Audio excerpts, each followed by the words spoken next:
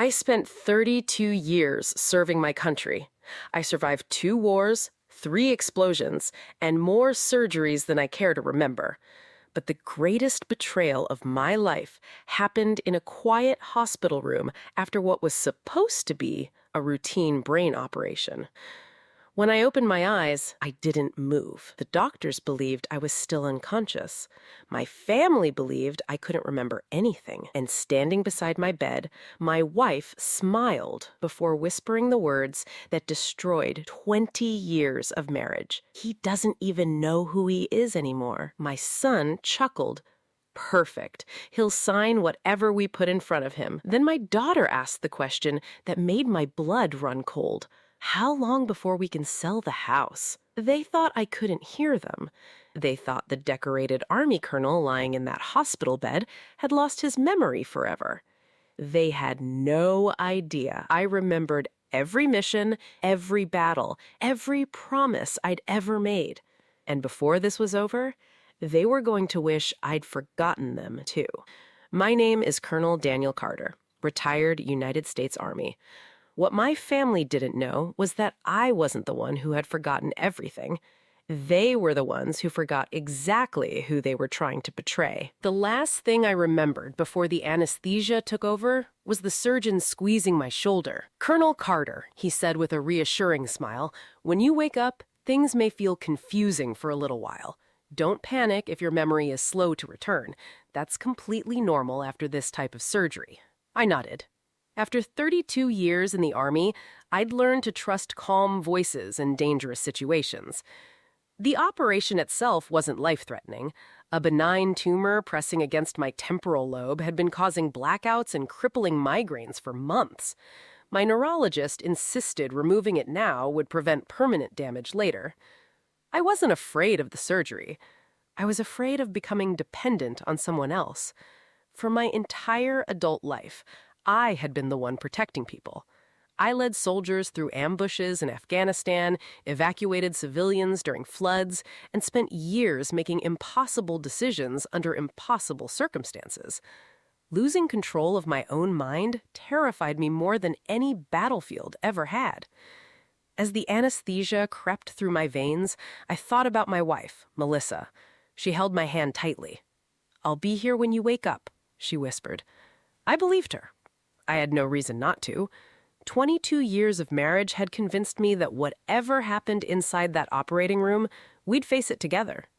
Then, everything went black. I don't know how many hours passed before I became aware of voices. At first, they sounded distant, as though I were underwater. Machines beeped steadily beside me.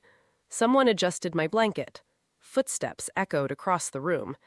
My eyelids felt as heavy as concrete. I tried opening them. Nothing happened. Then I heard Melissa. "Is he awake?" A nurse answered. "Not yet. Sometimes patients drift in and out after this procedure. It can take several hours before they're fully responsive." "Does he recognize people?" "Too early to know." There was a pause. Then the nurse added something that changed everything. "Memory loss is possible, especially short-term confusion. Don't pressure him. Let him recover naturally." The nurse walked away. The door clicked shut. Silence settled over the room. Then Melissa laughed. Not loudly, not cruelly, just enough to make the hairs on my neck stand up. "Did you hear that?" she whispered. Another voice answered. "My son, Ryan." "Yeah. He probably won't remember anything." My daughter Emily chuckled. "After all these years." Melissa exhaled slowly. "Maybe this is finally our chance." Every instinct inside me screamed to open my eyes, to sit up, to ask them what they were talking about. But decades of military training overpowered emotion. Observe first, move later. So I stayed perfectly still. Ryan walked closer to the bed. I could hear his shoes against the polished hospital floor.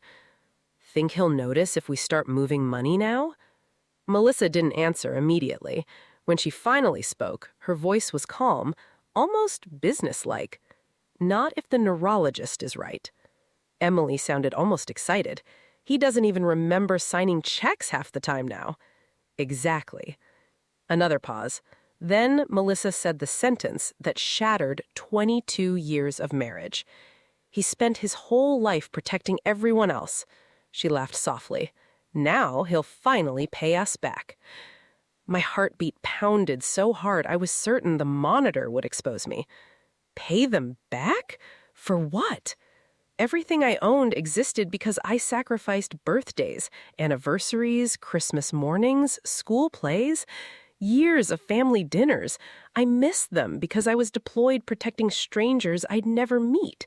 Every medal hanging in my study represented time stolen from my family, time I could never get back. And somehow they believed I owed them more. Emily broke the silence. What about the lake house? Melissa answered immediately. Sell it. Ryan laughed. Dad always said Grandpa built that place with his own hands. Sentimental nonsense, Melissa replied. Property values are through the roof. My chest tightened. The lake house wasn't just another asset. My father had built it after returning from Vietnam. Every board, every window, every nail. When he died, he made me promise it would stay in the family. I'd planned to give it to my grandchildren someday. Melissa apparently had already sold it in her mind. Ryan lowered his voice. What about the military retirement? Melissa answered confidently. Once I have power of attorney, everything becomes much easier. Power of attorney? Nobody had discussed that with me. Not once. Emily asked another question. And the medals? Melissa sighed. Collectors pay well for military memorabilia. Ryan chuckled, especially all those classified mission awards. Something inside me snapped. Those medals weren't decorations. They carried the names of men who never came home, friends buried under white headstones, brothers whose children grew up without fathers. Selling them would be like auctioning pieces of their sacrifice.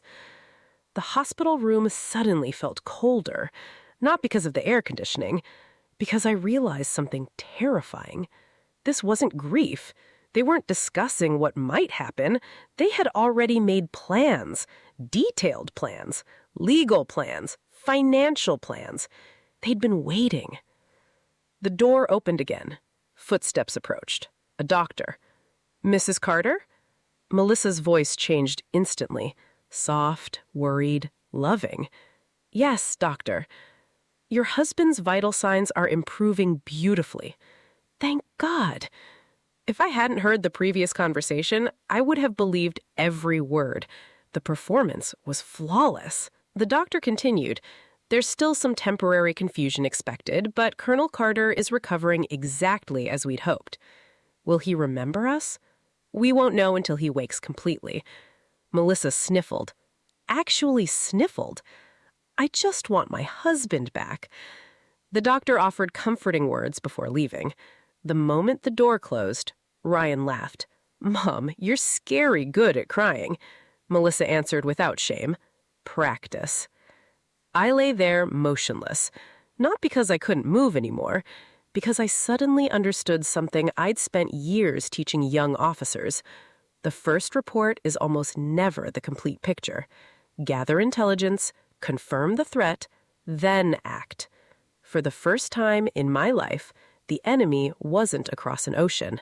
They were standing beside my hospital bed, smiling, holding my hand, waiting for me to forget who they really were. I spent my entire military career learning one important lesson.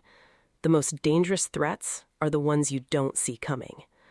On the battlefield, danger usually announced itself. A movement in the distance, a strange sound in the dark, a radio call that didn't feel right. But betrayal? Betrayal was different. It wore a familiar face. It poured your coffee in the morning. It kissed you goodbye before leaving the house.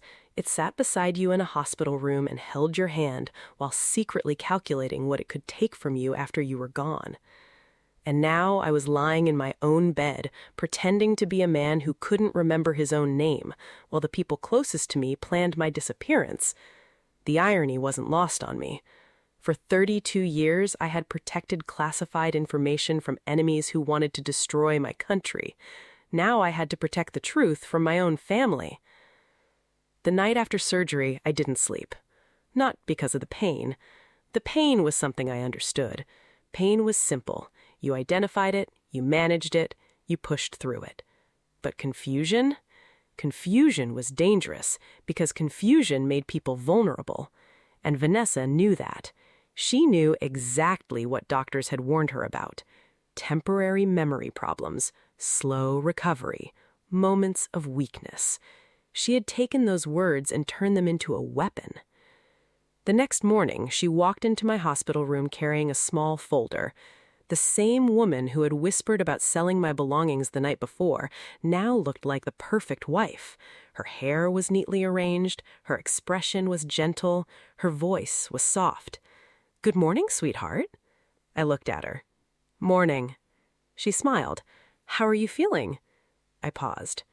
Confused. The smile grew slightly. Not because she cared, because she liked hearing that answer. "Oh, that's normal," she said quickly. "The doctor said you might struggle with things." Things. Not recovery.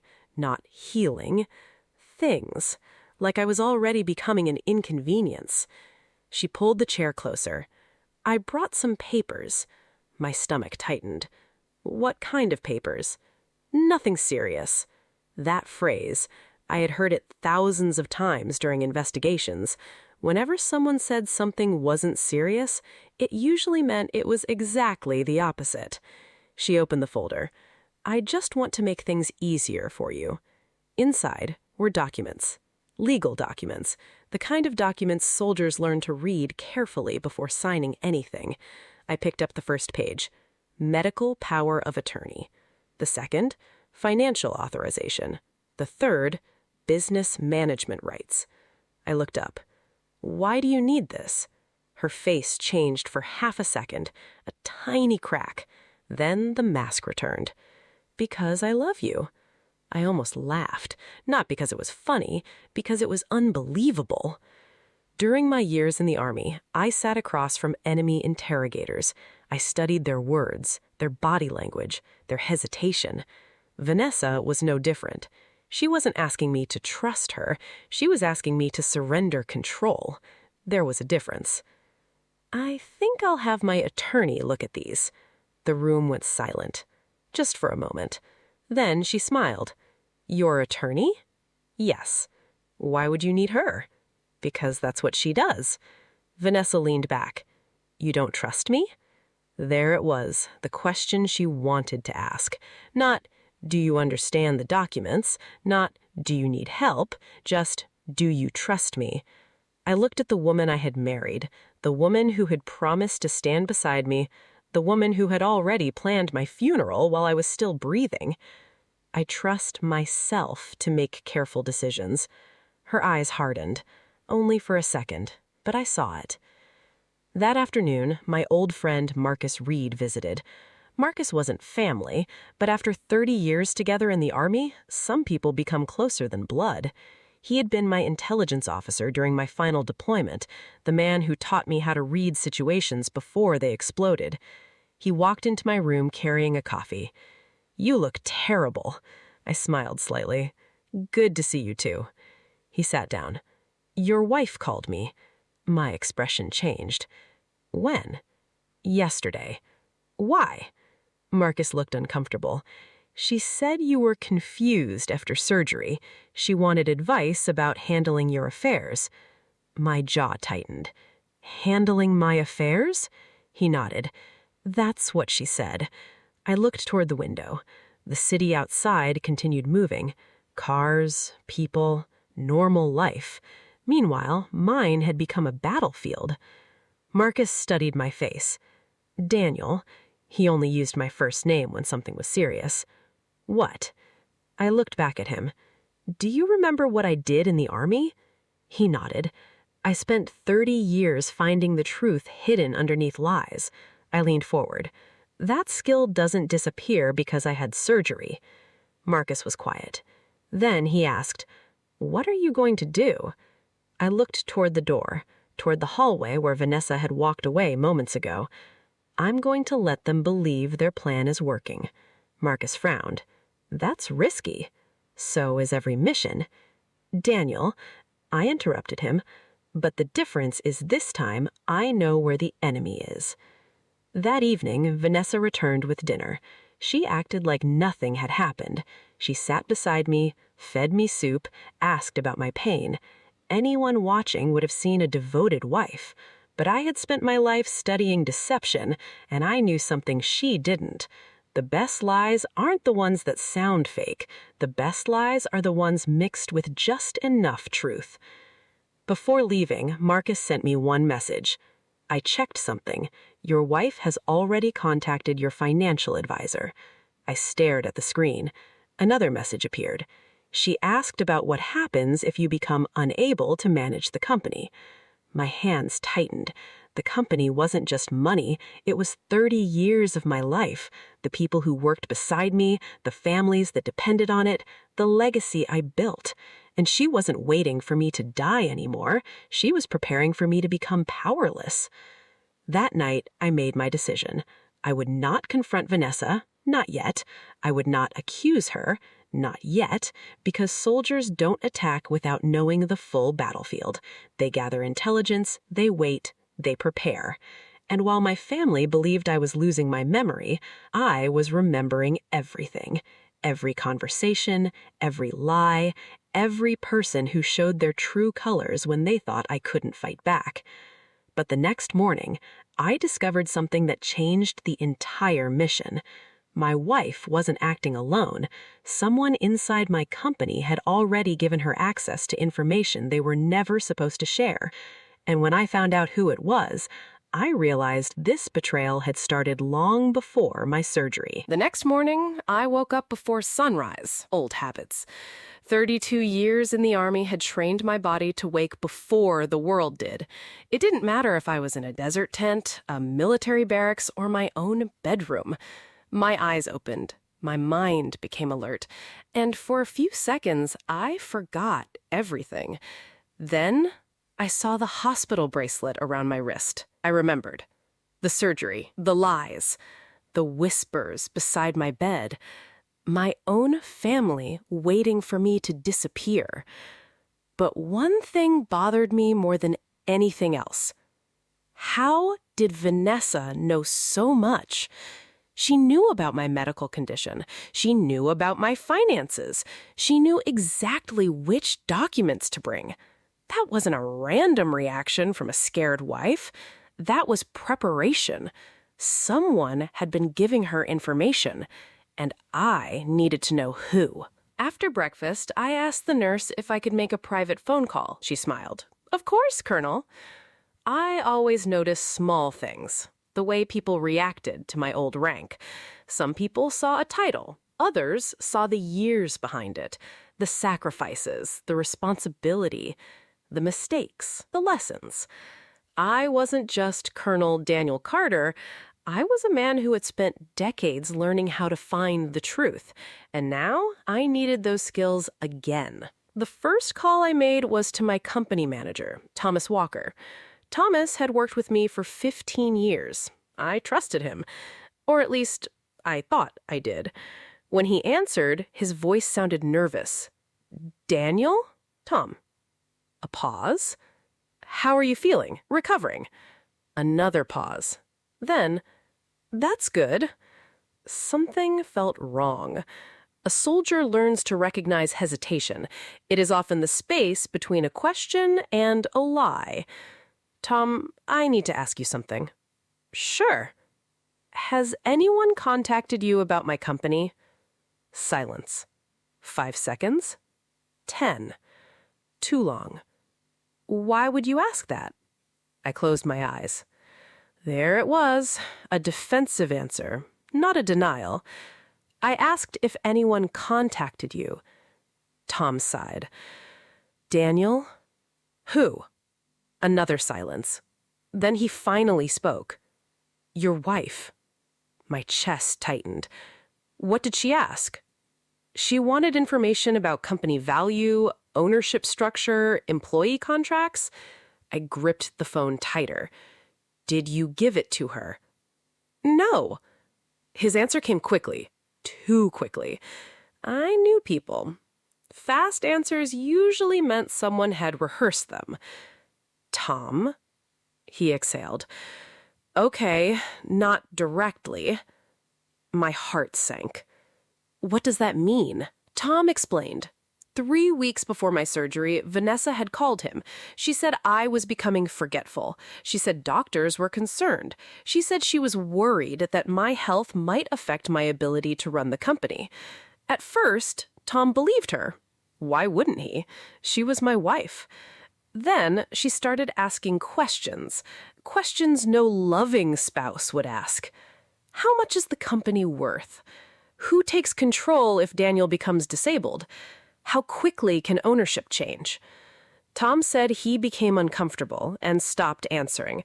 But one thing had already happened. He had mentioned my upcoming medical procedure. Only one person at the company knew. Tom. I sat there quietly.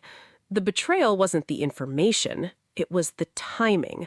This started before I entered the hospital, before anyone knew I might be sick. Vanessa wasn't reacting. She was executing a plan. Tom? Yeah? I need you to do something for me. What? I don't want you to tell Vanessa we spoke. A long pause. Daniel, are you sure? No. I looked at the hospital room door.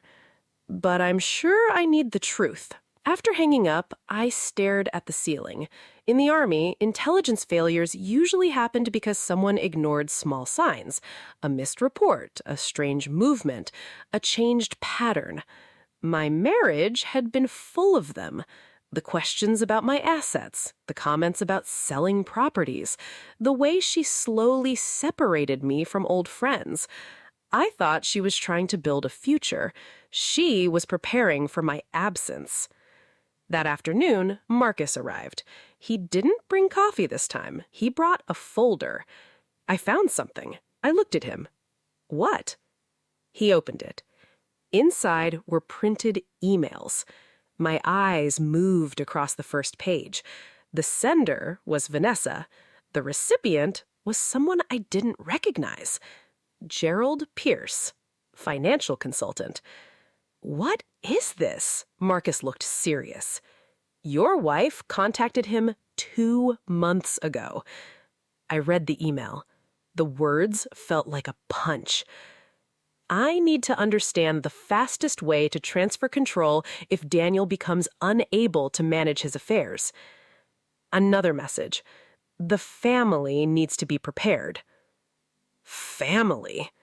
That word almost made me laugh, because family was supposed to protect you, not plan around your weakness. Marcus flipped another page. This is the part you need to see. It was a meeting schedule. Vanessa, Gerald Pierce, my stepson, Ryan. A week before my surgery. They had all met together. My hands became cold. Ryan knew? Marcus nodded. I think so. I leaned back. For years, I had defended Ryan. When he struggled financially, when he lost jobs, when he needed help, I treated him like my own son. And now, he was sitting in meetings about what happened after I was gone.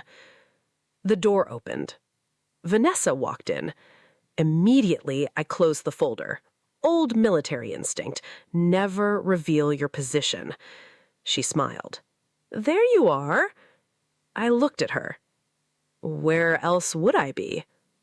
She laughed. A normal laugh. A fake laugh. I was worried you weren't answering your phone. I held her gaze. I'm recovering. She walked closer. Then she saw Marcus. Her smile faded slightly. Marcus? Vanessa. 2 people. 2 completely different reactions. One person hiding something, one person knowing it. She sat beside me. I talked to the doctors. I watched her carefully. What did they say? They think you need to focus on resting. Interesting. She didn't say you need to heal. She said you need to stop interfering. At least that's what I heard. That night, after Vanessa went to sleep, I opened the folder again.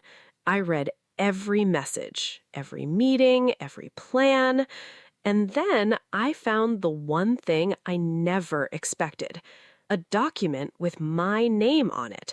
A document created before my surgery, a document designed to make me powerless. And at the bottom was my signature. Except there was one problem.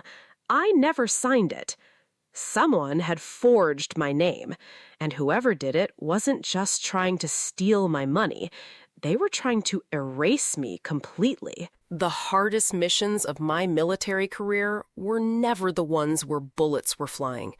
Those were simple. You knew who the enemy was, you knew where they stood, you knew what you were fighting for.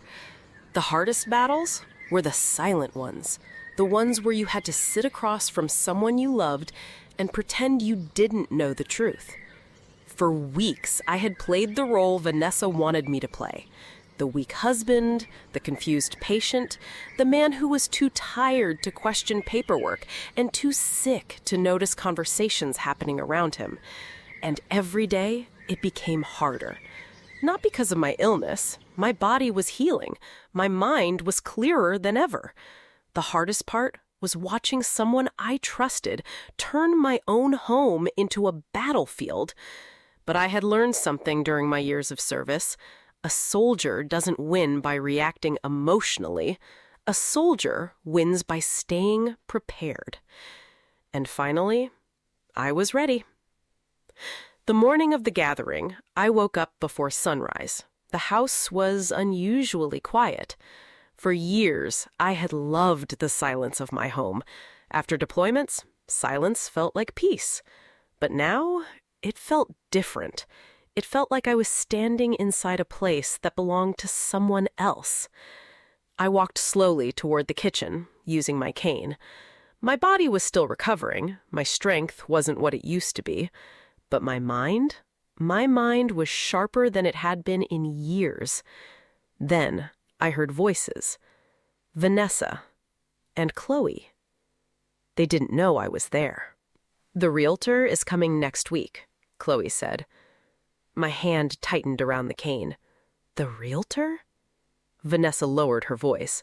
"Not until after today." "Why?" "Because people need to believe the right story first." I froze. The right story. Not the truth. A story. Vanessa continued. "We need sympathy before anything changes." Chloe laughed. "Honestly, Mom, this worked out better than expected." My stomach turned. Better than expected? My survival was an inconvenience. My recovery was a problem? Because dead men were easier to control. I stepped away quietly before they noticed me. Back upstairs, I sat on the edge of my bed. For a moment, I closed my eyes. I thought about Margaret, my first wife, the woman who stood beside me when I had nothing, the woman who helped me rebuild my first company, the woman who never once asked what she would get if I disappeared. She only asked what she could give. And that is when I understood the difference. Love doesn't reveal itself when life is easy. It reveals itself when there is nothing to gain. At 9 a.m., Eleanor arrived, my attorney, my shield, the person who had helped me prepare everything. She walked into my office carrying a folder. "Everything is finalized." I nodded. "Good." She looked at me carefully. "Are you sure you want to do this today?" I looked toward the living room. The decorations, the flowers, the pictures Vanessa had chosen. A celebration of a man who was still alive. "Yes." Eleanor sighed. "Then remember something." "What?" "You don't have to destroy them." I looked at her. "I know. You only have to tell the truth." By noon, cars filled the driveway.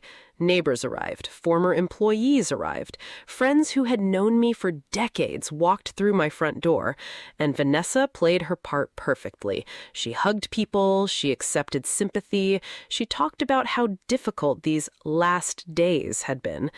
Anyone watching would have believed she was the perfect wife. Almost, because I noticed something. Every time someone mentioned my recovery, her smile became weaker. Every time someone said I looked better, her eyes changed. She wasn't celebrating that I was alive. She was worried that I was. Then she stood up, a glass in her hand. The room became quiet. "Thank you all for coming," she began. Her voice trembled. Perfectly. "I wanted Walter surrounded by the people he loves." I almost smiled, because I knew something nobody else did. She didn't want me surrounded by people who loved me. She wanted witnesses. She wanted everyone to remember her version. Walter always wanted his family protected. A few people nodded. He trusted Chloe and me to carry on his legacy. There it was, the lie, the one she'd been building, the company, the house, the Corvette, my entire life. She was claiming ownership before I was even gone. I looked at Miguel. He was standing near the back wall. He nodded. The signal. It was time. I slowly stood. The room went silent. Vanessa turned. Her expression changed. "Walter, you don't have to." "Yes." My voice was calm, stronger than I expected. "I do." Everyone watched me as I walked forward. Every step hurt, but I wanted them to see. I wasn't being carried. I wasn't defeated. I wasn't finished. I faced the room. "I want to thank everyone for coming." Vanessa smiled nervously. "Before anyone says goodbye to me," the smile disappeared, "I need to correct something." Nobody moved. "I am not dying." The room went completely silent. I saw confusion, shock, fear, especially from Vanessa. "The doctors found an infection," I continued, "not cancer." A whisper moved through the room. "I am sick. I am recovering, but I am not dying." I looked directly at Vanessa, and apparently that created a problem. Her face changed. "What are you talking about?" I didn't answer. Miguel pressed the button. The room filled with Vanessa's voice. "Finally, 3 more days, then it's all mine." Nobody breathed. Then Chloe, "I'm taking his car." Another recording. The realtor, the furniture, the funeral plans, the documents, every secret they thought would disappear with me, every word they thought I never heard. When the recording ended, silence. The kind of silence I had experienced after battles, the moment after everything changes. Vanessa spoke first. "This is insane!" Her voice shook. "You recorded me?" I looked at her. "No." I paused. "I remembered you." Nobody defended her. Not the neighbors, not my employees, not the people who had come believing they were honoring a dying man. Because now they understood. The person who needed protection was never the one in the hospital bed. Vanessa stepped closer. "You are punishing me because I was scared." I looked at her. "No," I'm shaking my head. "I'm protecting myself because you weren't scared. You were planning." Then I turned toward Eleanor. She opened the folder. And for the first time, Vanessa realized something. She hadn't been waiting for my death. She had been waiting for my weakness. But she misunderstood one thing. I spent my entire life rebuilding after destruction, and I wasn't about to let my final chapter be written by someone else. The morning after everything was exposed, I woke up expecting to feel victorious. I thought I would feel relief. I thought seeing Vanessa and Chloe exposed in front of everyone would erase the pain. But it didn't. Because winning a battle doesn't mean you walk away without scars. Some wounds don't come from enemies. They come from people you trusted enough to lower your guard. For the first time in months, my house was quiet again. Not the uncomfortable silence I had felt after my surgery, not the silence of secrets. This was different. This was peace. I sat in my kitchen with a cup of coffee and looked around. The same walls, the same wooden table, the same window where Margaret and I used to watch storms roll across the neighborhood. Everything was still here, except the illusion. Vanessa left the house 2 days later, not dramatically, not with another performance, just quietly. The woman who had spent weeks planning my disappearance suddenly had nowhere to perform. No audience, no sympathy, no control. She packed her belongings while I sat in the living room. Neither of us spoke much. After everything that happened, there were no words left that could fix it. Finally, she stopped at the doorway. "Did you ever really love me?" The question surprised me, not because I didn't know the answer, because after everything, she still needed one. I looked at her. "I loved the person I believed you were." Her eyes dropped. "And now?" I took a breath. "Now I know the difference between loving someone and trusting them." She nodded slowly. Then she walked out. The divorce process wasn't easy. People imagine betrayal ends when the truth comes out. It doesn't. Truth starts another battle. There were lawyers, documents, arguments, questions. Vanessa claimed she had only been preparing for the possibility of my death. She said she was scared. She said she acted emotionally. But the problem with lies is they leave evidence behind. The emails, the conversations, the financial inquiries, the documents she wanted me to sign. Every piece told the same story. She wasn't preparing to help me. She was preparing to replace me. During those months, I learned something important. A person's true character isn't revealed by how they treat you when you have something to offer. Everyone is kind when they need you. The truth appears when they believe you have nothing left. The company changed too. For decades, Bennett Grounds and Property Care had been my identity. I built it from nothing, a used truck, an old mower, a dream. But I finally understood something. A legacy isn't supposed to die with one person. A legacy is supposed to continue through the people who helped build it. So I made my decision. I transferred ownership, not to family members who shared my last name, to the people who shared my journey, the employees who worked through storms, the managers who stayed loyal, the workers who treated the company like their own. When I announced the new ownership structure, Miguel stood beside me. He hated attention. He always had. After the announcement, he pulled me aside. "You didn't have to do this." I smiled. "Yes, I did." "Why?" "Because you spent 30 years building something with me." He shook his head. "I was just doing my job." I laughed. "No, Miguel." I looked at him. "You were being family when my actual family wasn't." He looked away. That was Miguel, always uncomfortable receiving gratitude. The Corvette was the hardest decision. My 1972 Stingray, the car Margaret and I rebuilt together. Every scratch had a memory. Every repair had a story. For years, I thought I would leave it behind for someone who shared my blood. But then I remembered Chloe standing in my garage. "He won't care." Those words changed something inside me. So I made a different choice. I sold it. But not for profit. The money created a scholarship program for veterans and young workers entering skilled trades, a program named after Margaret. Because that car was never about the vehicle, it was about the person beside me when I built it. 6 months after my surgery, I returned to the place where everything started, the hospital. Not as a patient, as a volunteer. I met people lying in those same rooms, people who were afraid, people who didn't know what tomorrow would bring.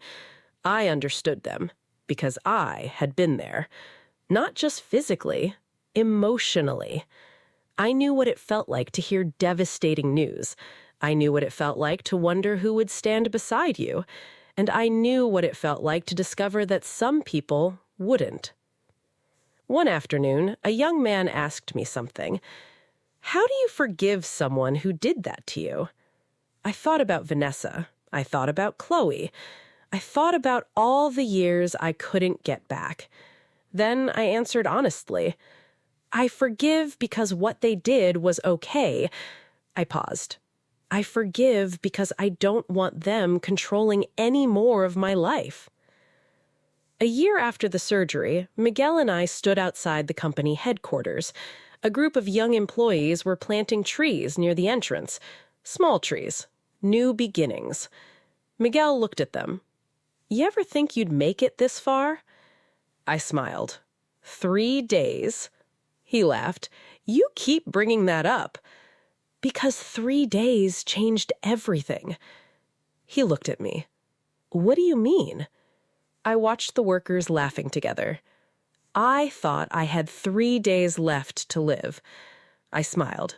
But I actually had 3 days left before I started living differently. I still have bad days. My health isn't perfect. My body reminds me that I'm not the soldier I used to be. But I learned something after everything. Strength isn't just surviving explosions. It isn't carrying heavy equipment. It isn't earning medals. Sometimes, strength is sitting across from someone you love, seeing them clearly for the first time, and choosing yourself. I lost a wife. I lost the relationship I thought I had with Chloe. I lost the future I imagined. But I gained something more important. Peace, control over my own life, and the knowledge that the people who truly belong beside you are not the ones who stay when they can take something. They are the ones who stay when there is nothing to gain. Because in the end, Vanessa thought she was waiting for my death. She thought my weakness would be her opportunity. She thought my silence meant surrender. She was wrong. I wasn't a dying man. I was a man being given a second chance. And this time, I wasn't going to waste it.